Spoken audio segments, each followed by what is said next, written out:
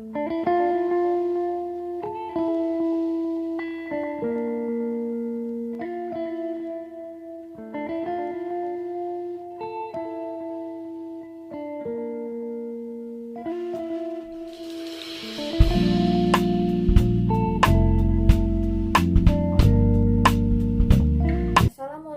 warahmatullahi wabarakatuh. Pertemuan kita kali ini kita akan mempelajari materi tentang statistika. Jadi, apa nanti ini statistika? Apa itu statistika? Sebetulnya di statistika ini adalah ilmu yang mempelajari tentang bagaimana kita mengumpulkan, mengolah, menganalisa, kemudian mempresentasikan datanya. Jadi, bisa kita simpulkan atau dengan bahasa yang lebih sederhana adalah ilmu yang mempelajari atau ilmu yang mengolah tentang data. Jadi nanti kita akan bermain cantik dengan menggunakan berbagai macam data. Nah, kemudian ada 3 garis besar yang akan kita pelajari dalam statistika. Pertama disebut dengan, jadi nanti kita akan mempelajari tentang ukuran penyajian data. Kita akan membahas lebih dalam.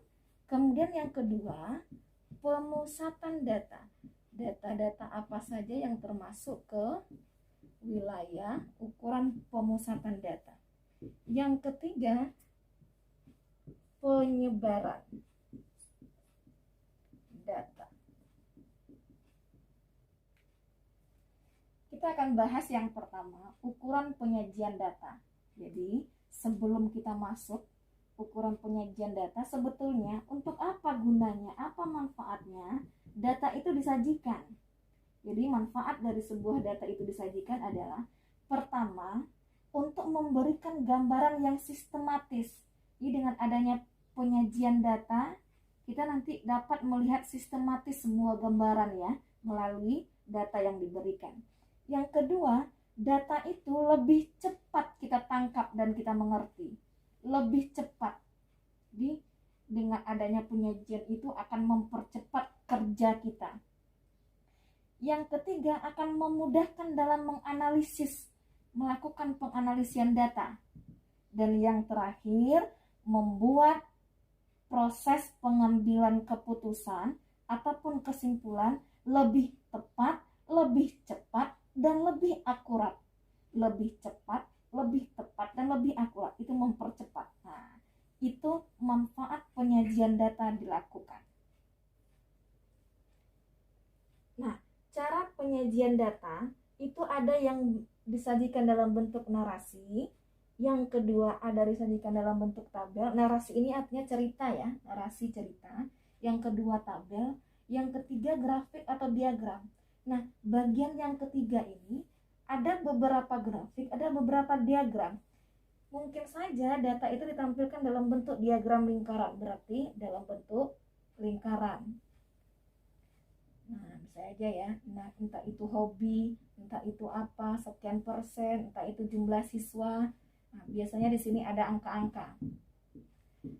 Ini yang pertama. Kemudian ada disajikan dalam bentuk diagram garis. Nah, jadi nanti ada grafik begini ya, dalam bentuk. Nanti di sininya ada garis. Nah, jadi ini nanti bisa dibaca dengan ketentuan. Di sini pasti ada nanti pengantarnya. Bagaimana cara membaca diagram garis ini? Atau yang ketiga, ada istilahnya diagram batang. Artinya penyajian data dalam bentuk diagram berbentuk batang. Nah, di sini nanti ada data-data berbentuk batang. Nah, ini disebut dengan diagram batang. Jadi ini disebut diagram batang. Ini disebut diagram garis. Ini disebut diagram lingkaran. Nah, itulah cara-cara penyajian data yang digunakan dalam statistika. Nah, dalam penyajian data, jadi data itu, penyajian data, data ini terdiri dari satu disebut dengan data tunggal, yang kedua Ini satu. Yang kedua disebut dengan data berkelompok. Cara penyajiannya berbeda ya, berkelompok. Nah, kalau data tunggal bisa disajikan lewat tabel, bisa disajikan lewat diagram, entah itu diagram lingkaran atau garis, atau diagram yang ketiga, diagram batang. Nah, ini cara penyajian data tunggal.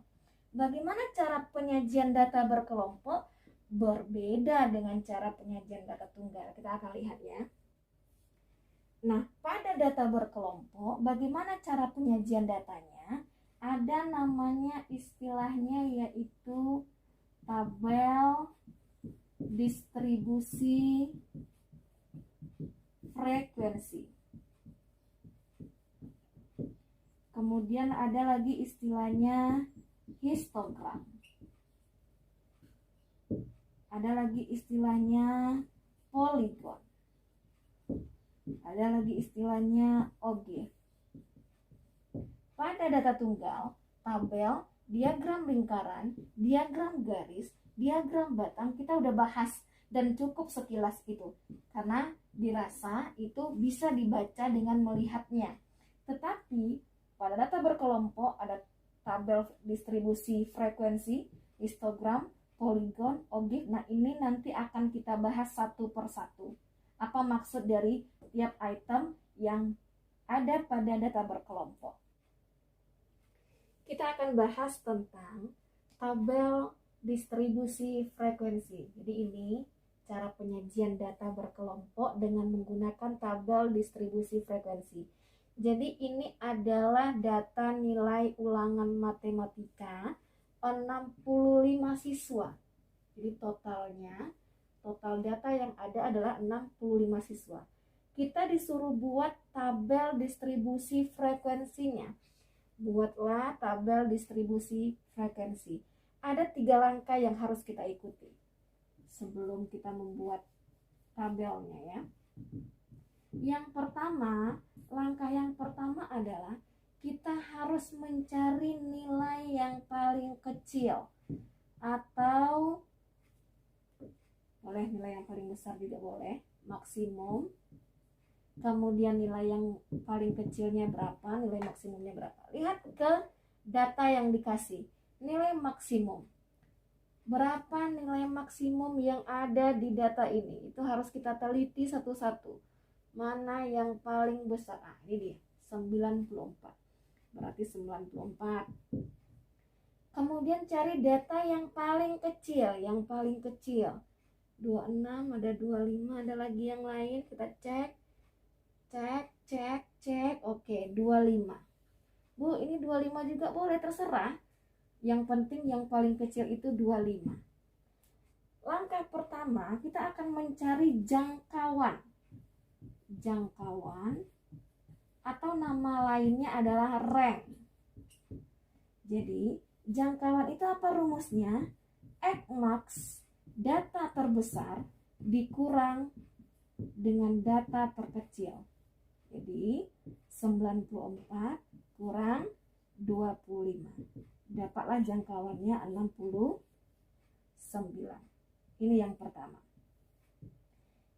Yang kedua, ini kan gampang rumusnya ya. Hanya dibutuhkan ketelitian dalam menentukan nilai yang paling besar dan menentukan nilai yang paling kecil. Harus teliti. Yang kedua, kita akan menentukan banyak kelas.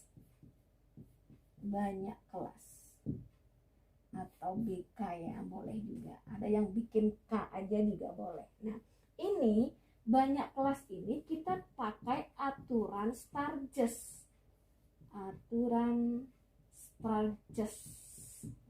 Apa itu aturan Sturges? Atau apa itu rumus Sturges? Nah, rumusnya adalah 1 tambah 3,3 log N. N itu apa? N itu adalah banyak data. Ini biasanya sudah diketahui. Mana banyak data? Artinya berapa semua data yang ada kita hitung, cek. Nah, tapi ini kan Ibu udah bilang di awal tadi, kalau ada 65 siswa artinya adalah data semuanya ada 65. Nah, kalau begitu tinggal digantikan 1 tambah 3,3 log 65. Nah, log ini bisa kita menggunakan tabel atau bisa dengan menggunakan kalkulator.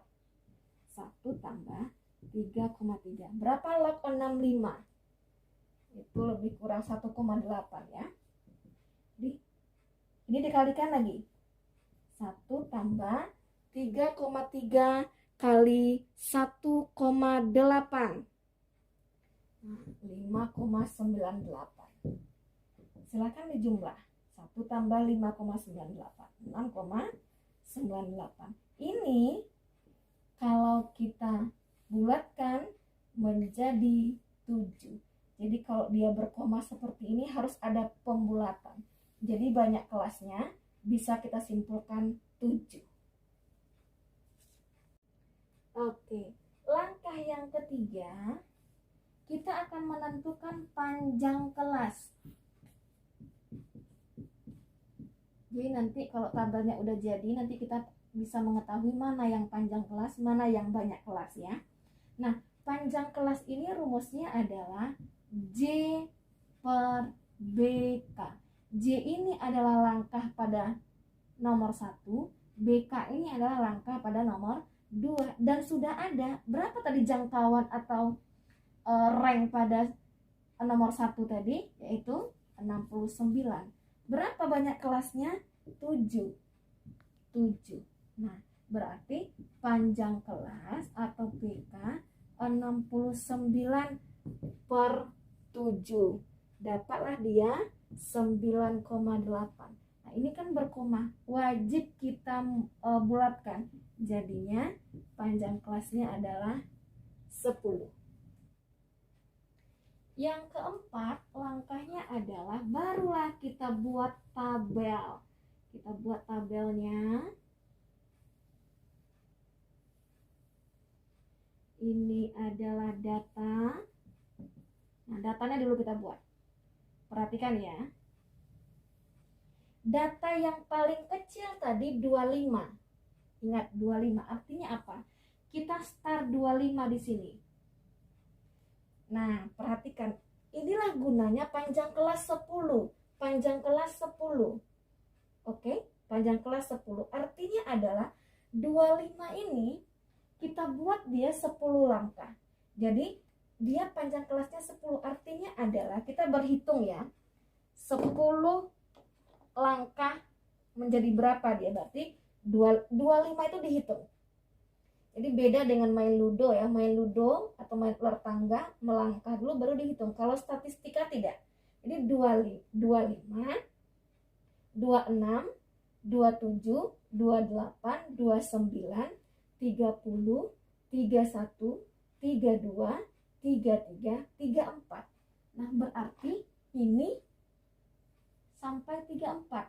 Ini 25 sampai 34 ini 10 panjang kelasnya. Itu gunanya ya. Kemudian di sini berapa? 35. 35 sampai berapa di sini? Hitung lagi. 35, 36, 37, 38, 39, 40, 41, 42, 43, 44. 10 panjang kelasnya. Berarti di sini 44. Kemudian di sini berapa? 45.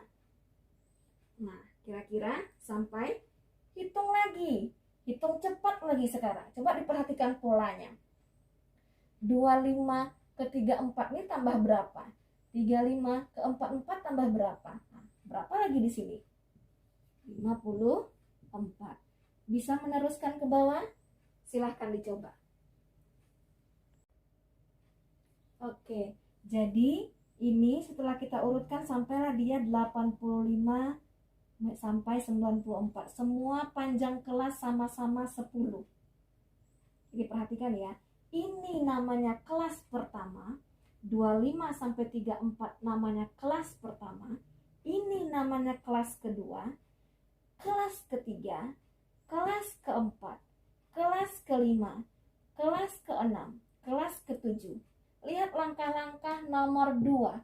Langkah-langkah nomor 2. Berapa tadi kita peroleh BK-nya? Banyak kelasnya? 7. 7 ya? Benar 7 kita cek. 1, 2, 3, 4, 5, 6, 7. Jadi banyak kelasnya 7. Panjang kelasnya ini namanya panjang kelas. 25 ke 34 panjang kelasnya 10. Setiap kelas panjang kelasnya wajib sama. Karena tadi kan langkah ketiga itu panjang kelasnya 10. Ini berlaku untuk semua kelas. Tidak ada satu kelas pun selain 10. Paham ya sampai di sini? Oke. Kemudian kita akan menteli. Ini sama dengan pemilihan ketua OSIS. Jadi setelah suara masuk kita teli, kita kumpulkan. Kita mentelinya di sini. Oke. Angka pertama 30. Lihat 30 terletaknya di mana? Ini 35 berarti enggak. Ini 30 di sini. Kita teli. 1. Kemudian 25. 25 di mana? Sini ya. Alangkah lebih bagusnya kalau yang sudah Anda masukkan ke teli, ini dicoret. Biar tahu mana yang sudah selesai, mana yang belum. 94. Kita coret. Mau dicontreng, mau dicoret, terserah. 42. Harus bisa ya, mau letakkan di kelas mana. Kemudian 50. 50 di mana? Oke, di sini. Bisa dilanjutkan menelinya sampai selesai. Sampai 75. Silahkan dilanjutkan ya. Oke, setelah kita teli, nah ini hasil telinya. Kemudian kita frekuensikan, kita buatkan angkanya. Ini kan kalau ini 1, 2, 3, 4, 5 diikat. Berarti ini artinya 6. Ini 5, 8, 11, 14, 12, 8, 6. Samakah hasil teli kita? Ini dijumlahkan ke bawah hasilnya 65. 65 siswa. Total harus sama. Bisa ya? Jadi disimpulkan frekuensinya, buat dalam bentuk angka. Ini teli dibutuhkan ketelitian. Oke. Di tabel ini ada istilah batas bawah. Batas bawah. Mana yang batas bawah? Ini dia. Perhatikan. 25 ini disebut batas bawah. 35, 45, 55, 65, 75, 85. Artinya adalah yang sebelah kiri itu disebut dengan batas bawah. Kira-kira apa yang di sebelah kanan? Kira-kira apa istilah yang sebelah kanan? Oke. Batas atas. Betul sekali. Jadi ada istilahnya batas bawah, batas atas. Ini istilah-istilah ini akan kita pakai sampai selesai nanti materi statistika. Jadi terus diperhatikan ya, dipahami. Walaupun kelihatannya remeh-temeh ini, tapi penting. Kemudian ada istilahnya tepi bawah. Nah, ini agak mirip ya. Tepi bawah kelas atau tepi bawah ini kita singkat aja BB. Mana tepi bawah?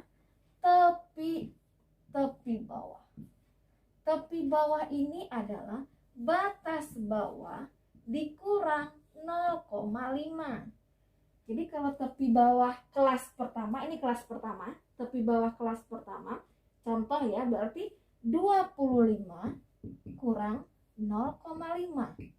Itu kalau yang ditanya tepi bawah kelas pertama. Kalau yang ditanya tepi bawah kelas kelima, ya kelas kelima, 1, 2, 3, 4, 5, berarti 65 dikurang 0,5 berapa? Jadi di sini kan 24,5. Nah, kalau 65 0,5 berarti 64,5, begitu seterusnya. Jadi ini penting kita bintang. Kemudian ada lagi istilahnya tepi atas. Kita singkat BA, banyak batas atas. Jadi ini BA ditambah 0,5. Beda kan ya? Yang ini dikurang, yang ini ditambah. Tentukan tepi atas kelas pertama. Tepi atas kelas pertama berarti batas atas 34 tambah 0,5. Ini kelas pertama berarti 34,5. Tentukan tepi atas kelas ke-6 berarti 1, 2, 3, 4, 5, 6. Batas atasnya 84. Kalau begitu tepi atasnya adalah 84 tambah 0,5. Berapa hasilnya? 84,5. Ini masih sederhana, dipahami dengan baik. Oke, yang kedua kita akan masuk lagi histogram, cara penyajian data. Yang kedua, histogram. Ini datanya, ini data yang tadi aja kita ambil ya. Tentukan atau buatlah histogram dari data berikut. Jadi sekarang yang ditanya adalah histogramnya. Sebetulnya apa itu histogram? Histogram ini lebih kurang seperti diagram batang. Nah, kita lihat. Kita akan buat diagram batang. Kalau membuat diagram batang berarti kita butuh koordinat kartesius, butuh sumbu X dan sumbu Y. Sumbu X dan sumbu Y. Di sumbu Y ini yang kita buatkan adalah frekuensinya. Frekuensi ini pakai interval, nggak boleh ditampilkan 6, 8, 11, 14, 12, nggak boleh seperti itu. Harus pakai interval. Kita lihat paling kecil itu 6, paling besar itu 14. Nah, kira-kira berapa intervalnya? Ini terserah ya. Ini kalau semakin kecil-kecil intervalnya, semakin bagus nanti grafiknya. Kita buat 2, 4, 6, 8, 10, 12, 14. Kemudian di sumbu X apa yang mau kita letakkan di situ? Di sumbu X yang akan kita letakkan adalah tepi bawah tiap kelas. Tepi bawah tiap kelas. Ingat, tepi bawah itu apa tadi? Tepi bawah adalah batas bawah dikurang 0,5. Berarti di sini adalah 24,5, 34,5, 44,5, 54,5, 64,5, 74,5, 84,5. Batas bawah ditutup dengan batas atas kelas terakhir 94,5. Ditutup dengan batas atasnya. Kemudian baru lihat kita tampilkan 6. Kelas pertama 6 frekuensinya berarti 6. Ini dia.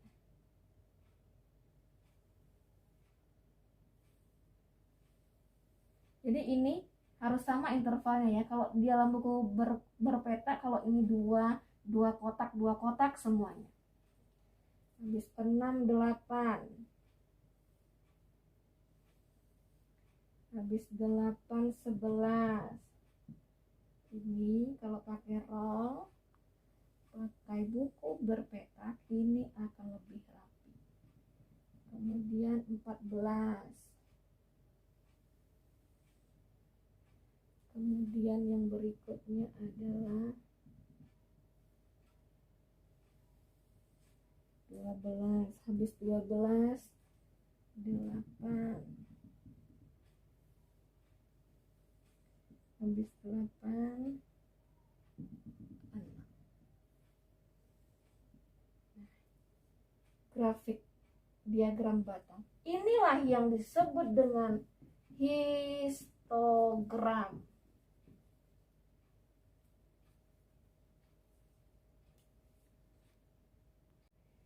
Penyajian data yang ketiga poligon. Kita pakai soal yang sama, tapi yang ditanya sekarang adalah tentukan poligon dari data di bawah ini.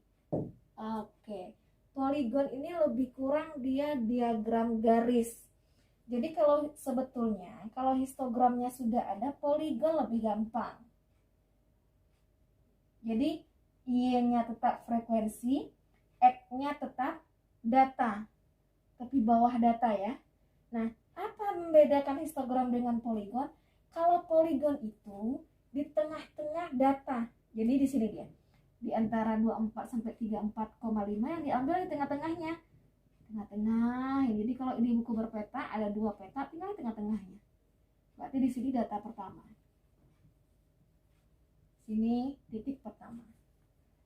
Lanjut berarti ya, lebih gampang kan? Karena udah ada. Nah, ini titik-titik poligon. Setelah dapat titiknya, jadi kan ini nah ini kalau nggak ada histogram, silahkan dihubungkan ke bawah, no problem. Kalau tidak ada histogramnya. Nah, kemudian dihubungkan titik-titik tersebut. Inilah yang disebut dengan poligon. Boleh Bu, satu diagram itu ada poligon, ada histogram? Boleh, no problem. Atau satu diagram ini poligon aja boleh, atau histogram aja, atau digabung kedua-duanya enggak masalah. Jadi secara garis besar, histogram itu mirip dengan diagram batang, poligon mirip dengan diagram garis. Oke, kita akan lanjut dengan yang keempat, yaitu ogive. Ogive ini ada 2. Ada ogive positif, ada yang kedua namanya ogive negatif. Masih dengan soal yang sama, tentukanlah ogive positifnya. Ogive positif dari data di bawah ini. Nah, kalau ogive positif, kita butuh tambah satu tabel lagi dengan istilah frekuensi kumulatif kurang dari. Oke. Jadi ini dibaca dengan frekuensi kumulatif kurang dari. Kalau ini frekuensi saja, tolong nanti dibedakan karena akan berpengaruh dengan rumus-rumus berikutnya. Frekuensi kumulatif kurang dari, ini frekuensi saja. Perhatikan, bagaimana kita cara mengisi dari tabel frekuensi kumulatif kurang dari. Nah, kita lihat.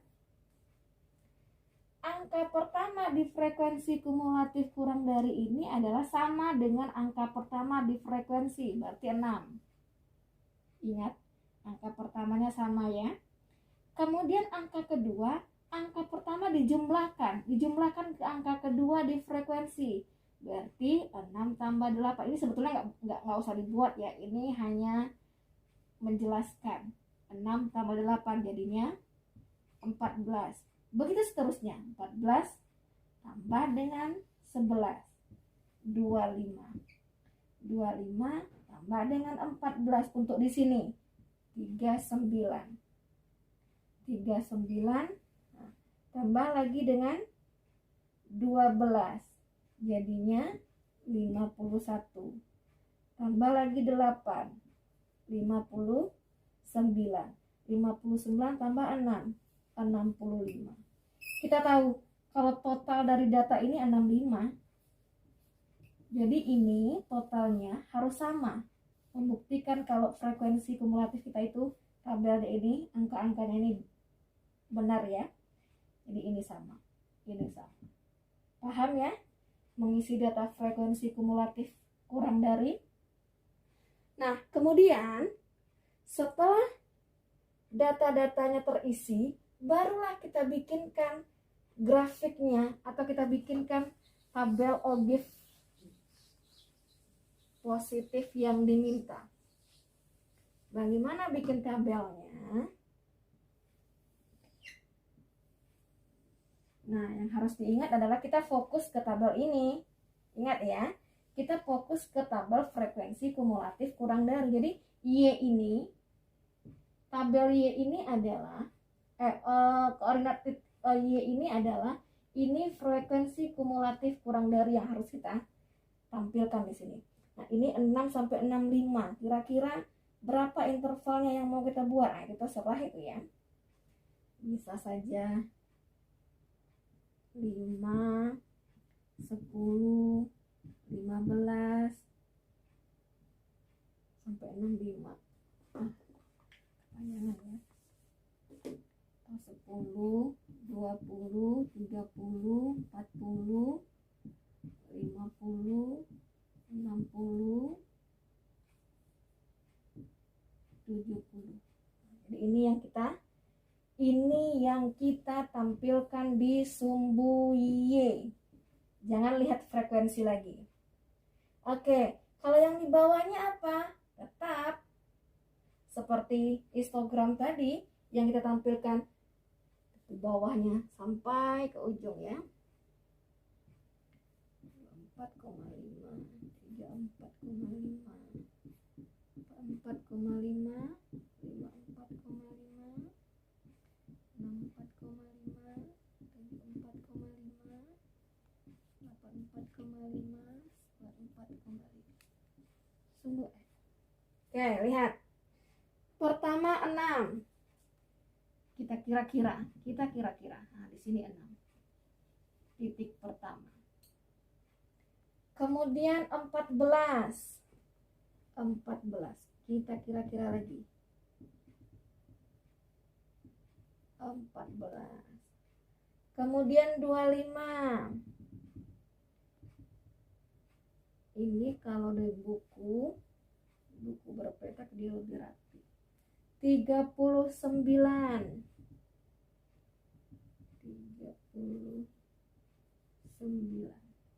51. 59.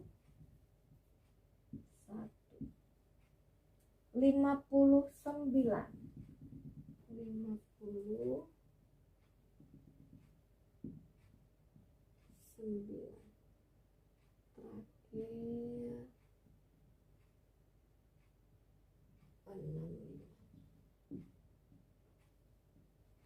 Setelah titik-titiknya kita peroleh, tinggal kita hubungkan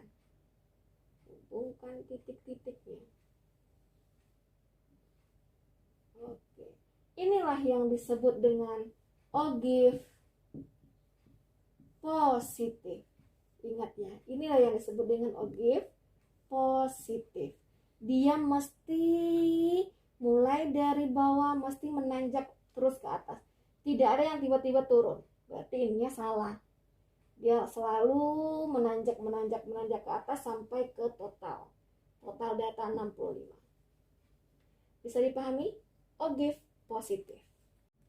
Oke, kita lanjut dengan tabel yang sama, dengan soal yang sama, tapi pertanyaannya diganti.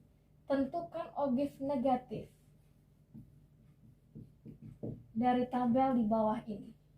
Jadi kalau menentukan ogive negatif, kita tetap butuh satu tambahan tabel lagi. Tapi lambangnya seperti ini. Jadi lambang seperti ini dibaca dengan frekuensi kumulatif lebih dari. Nah, yang harus diingat ya. Frekuensi kumulatif lebih dari. Bagaimana cara mengisi tabelnya? Angka pertama pada frekuensi kumulatif lebih dari itu adalah total dari keseluruhan frekuensi, berarti 65. Kemudian yang berikutnya adalah 65 dikurang dengan frekuensi pertama pada kelas pertama, dikurang. Jadi di sini 59. 59 dikurang 8, dikurang. Buat di sini hasilnya 51. Kurang lagi ke sini 51 kurang 11. Nah, sini hasilnya 40. Kurang lagi ke sini 14. Ini buat hasilnya 26. Buat lagi kurang lagi ke sebelahnya 26 kurang 12, 14. 14 kurang 8. Ini sebetulnya nggak perlu dibuat ya, kalau semuanya ingat langkah-langkahnya ini nggak perlu dibuat. 14 kurang 8, 6. Jadi bisa dipastikan angka yang di bawah ini adalah sama. 6 kurang 6, 0. Jadi ini bisa dipastikan 0 hasil terakhirnya. Sampai di sini bisa dipahami ya. Kemudian kita akan tampilkan ke dalam bentuk diagramnya. Kita akan membuatkan ogive negatifnya. Kita akan buat ogive negatifnya. Jadi di sumbu Y itu yang kita buatkan adalah frekuensi kumulatif lebih dari, nah ini sumbu Y-nya. Jadi 65 dari 0 sampai 65, jangan dari 65 sampai 0, nggak begitu ya, tetap seperti tadi. Jadi kita buat seperti ini. 10. Haruskah sama intervalnya, Bu? Enggak harus. Boleh buat 55 juga boleh, nggak masalah ya. Kemudian yang di sini juga sama. 24,5, 4,5, 4,5, 4,5, 4,5, 4,5, 4,5.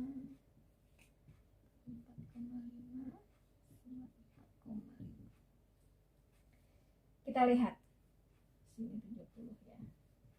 Oke. 65 pertama itu adalah 65.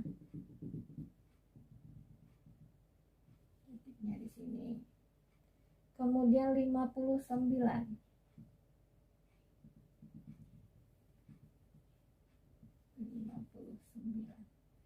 Kemudian 51.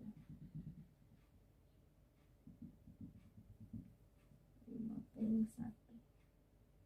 Kemudian 40. 40.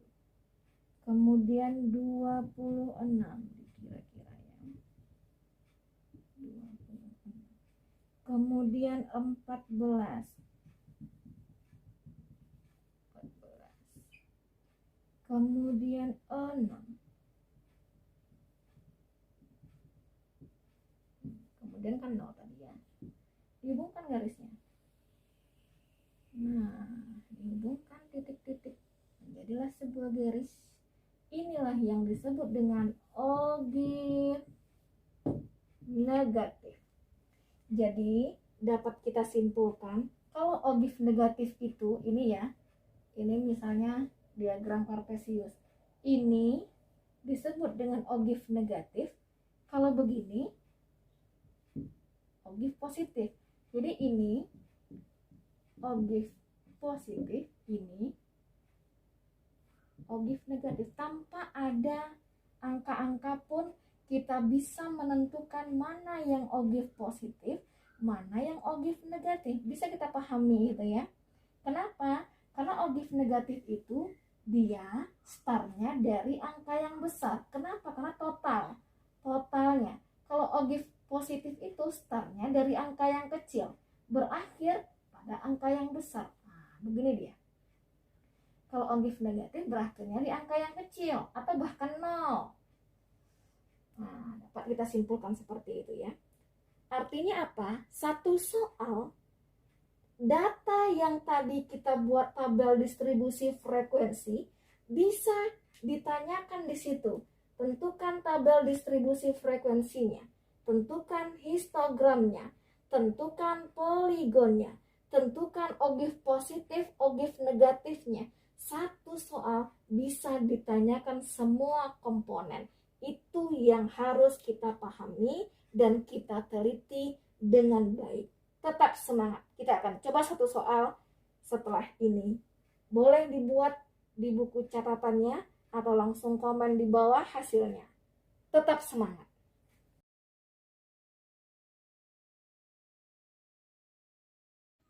Oke, sekarang kita lanjut dengan soal latihan. Diketahui sebuah data, nah datanya ditampilkan ya, dari 62 sampai 92, kira-kira berapa total datanya itu ya. Kemudian yang ditanya adalah satu tabel distribusi frekuensi. Yang kedua, histogram dan poligon. Yang ketiga, ogif positif dan ogif negatif. Datanya satu, yang ditanyakan semuanya. Oke ya, tetap semangat, semangat matematika. Assalamualaikum warahmatullahi wabarakatuh.